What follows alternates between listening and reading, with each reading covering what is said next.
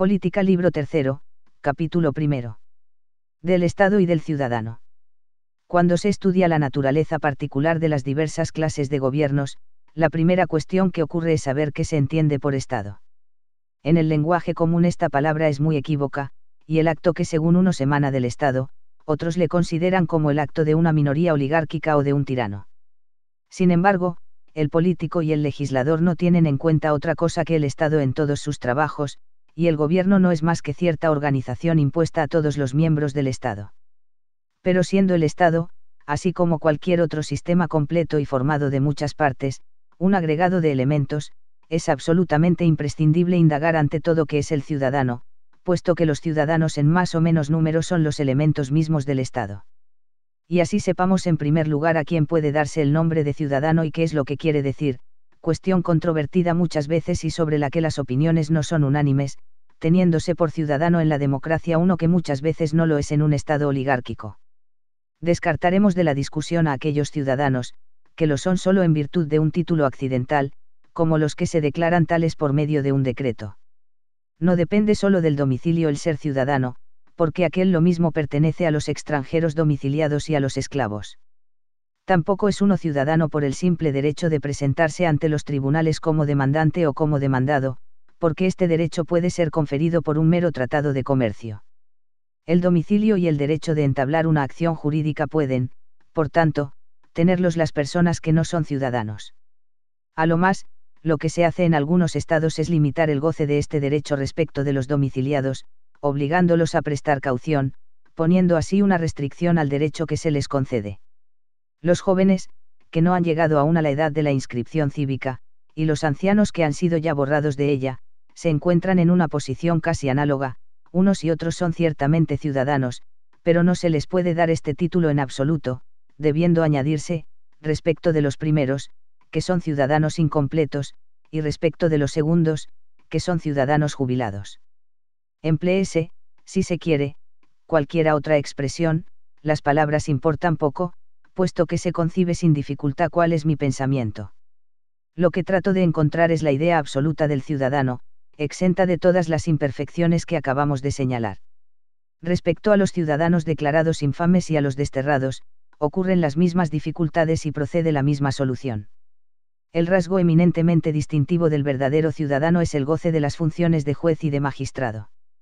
Por otra parte, las magistraturas pueden ser ya temporales, de modo que no puedan ser desempeñadas dos veces por un mismo individuo o limitadas en virtud de cualquiera otra combinación, ya generales y sin límites, como la de juez y la de miembro de la Asamblea Pública.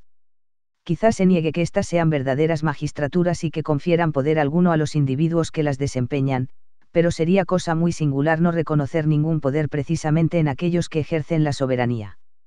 Por lo demás doy a esto muy poca importancia, porque es más bien cuestión de palabras. El lenguaje no tiene un término único, que nos dé la idea de juez y de miembro de la Asamblea Pública, y con objeto de precisar esta idea, adopto la palabra magistratura en general, y llamo ciudadanos a todos los que gozan de ella. Esta definición del ciudadano se aplica mejor que ninguna otra a aquellos a quienes se da ordinariamente este nombre. Sin embargo, es preciso no perder de vista, que en toda serie de objetos, en que estos son específicamente desemejantes puede suceder que sea uno primero, otro segundo, y así sucesivamente, y que, a pesar de eso, no exista entre ellos ninguna relación de comunidad por su naturaleza esencial, o bien que esta relación sea solo indirecta. En igual forma, las constituciones se nos presentan diversas en sus especies, estas en último lugar, aquellas en el primero, puesto que es imprescindible colocar las constituciones falseadas y corrompidas detrás de las que han conservado toda su pureza. Más adelante diré lo que entiendo por constitución corrompida. Entonces el ciudadano varía necesariamente de una constitución a otra, y el ciudadano, tal como le hemos definido, es principalmente el ciudadano de la democracia. Esto no quiere decir, que no pueda ser ciudadano en cualquier otro régimen, pero no lo será necesariamente. En algunas constituciones no se da cabida al pueblo, en lugar de una asamblea pública encontramos un senado, y las funciones de los jueces se atribuyen a cuerpos especiales, como sucede en la Cedemonia, donde los éforos se reparten todos los negocios civiles, donde los gerontes conocen en lo relativo a homicidios, y donde otras causas pueden pasar a diferentes tribunales, y como en Cartago, donde algunos magistrados tienen el privilegio exclusivo de entender en todos los juicios. Nuestra definición de ciudadano debe por lo tanto modificarse en este sentido. Fuera de la democracia, no existe el derecho común ilimitado de ser miembro de la asamblea pública y juez. Por lo contrario, los poderes son completamente especiales, porque se puede extender a todas las clases de ciudadanos o limitar a algunas de ellas la facultad de deliberar sobre los negocios del Estado y de entender en los juicios, y esta misma facultad puede aplicarse a todos los asuntos o limitarse a algunos. Luego evidentemente es ciudadano el individuo que puede tener en la asamblea pública y en el tribunal voz deliberante, cualquiera que sea por otra parte el Estado de que es miembro, y por Estado entiendo positivamente una masa de hombres de este género, que posee todo lo preciso para satisfacer las necesidades de la existencia. En el lenguaje actual, ciudadano es el individuo nacido de padre ciudadano y de madre ciudadana, no bastando una sola de estas condiciones. Algunos son más exigentes, y quieren que tengan este requisito 2 y 3 ascendientes, y aún más. Pero de esta definición, que se cree tan sencilla como republicana, nace otra dificultad, la de saber si este tercero o cuarto ascendiente es ciudadano.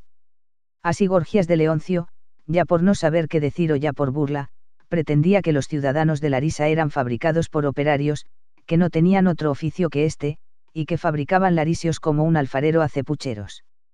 Para nosotros la cuestión habría sido muy sencilla, serían ciudadanos, si gozaban de los derechos enunciados en nuestra definición, porque haber nacido de un padre ciudadano y de una madre ciudadana es una condición que no se puede razonablemente exigir a los primeros habitantes, a los fundadores de la ciudad.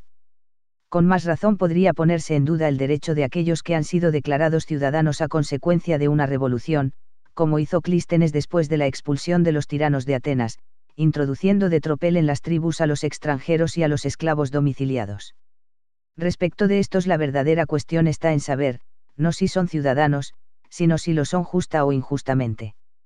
Es cierto que aún en este concepto podría preguntarse si uno es ciudadano cuando lo es injustamente, equivaliendo en este caso la injusticia a un verdadero error.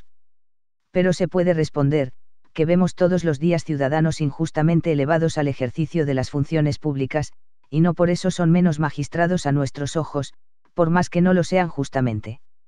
El ciudadano para nosotros es un individuo revestido de cierto poder, y basta por tanto gozar de este poder para ser ciudadano, como ya hemos dicho, y en este concepto los ciudadanos hechos tales por Clístenes lo fueron positivamente. En cuanto a la cuestión de justicia o de injusticia, se relaciona con la que habíamos suscitado en primer término, tal acto ha emanado del Estado o no ha emanado. Este punto es dudoso en muchos casos. Y así, cuando la democracia sucede a la oligarquía o a la tiranía, muchos creen que se deben dejar de cumplir los tratados existentes, contraídos, según dicen, no por el Estado, sino por el tirano. No hay necesidad de citar otros muchos razonamientos del mismo género, fundados todos en el principio de que el gobierno no ha sido otra cosa que un hecho de violencia sin ninguna relación con la utilidad general. Si la democracia por su parte ha contraído compromisos, sus actos son tan actos del Estado como los de la oligarquía y de la tiranía. Aquí la verdadera dificultad consiste en determinar en qué casos se debe sostener que el Estado es el mismo, y en cuáles que no es el mismo, sino que ha cambiado por completo.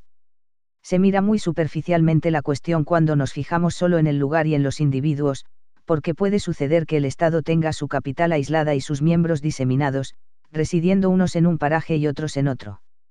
La cuestión considerada de este modo sería de fácil solución, y las diversas acepciones de la palabra ciudad bastan sin dificultad para resolverla. Mas ¿cómo se reconocerá la identidad de la ciudad, cuando el mismo lugar subsiste ocupado constantemente por los habitantes? No son las murallas las que constituyen esta unidad, porque sería posible cerrar con una muralla continua todo el Peloponeso. Hemos conocido ciudades de dimensiones tan vastas, que parecían más bien una nación que una ciudad, por ejemplo, Babilonia, uno de cuyos barrios no supo que la había tomado el enemigo hasta 3 días después. Por lo demás, en otra parte tendremos ocasión de tratar con provecho esta cuestión. La extensión de la ciudad es una cosa que el hombre político no debe despreciar, así como debe informarse de las ventajas de que haya una sola ciudad o muchas en el Estado. Pero admitamos que el mismo lugar continúa siendo habitado por los mismos individuos. Entonces es posible sostener, en tanto que la raza de los habitantes sea la misma, que el Estado es idéntico, a pesar de la continua alternativa de muertes y de nacimientos, lo mismo que se reconoce la identidad de los ríos y de las fuentes por más que sus ondas se renueven y corran perpetuamente. O más bien debe decirse que solo los hombres subsisten y que el Estado cambia.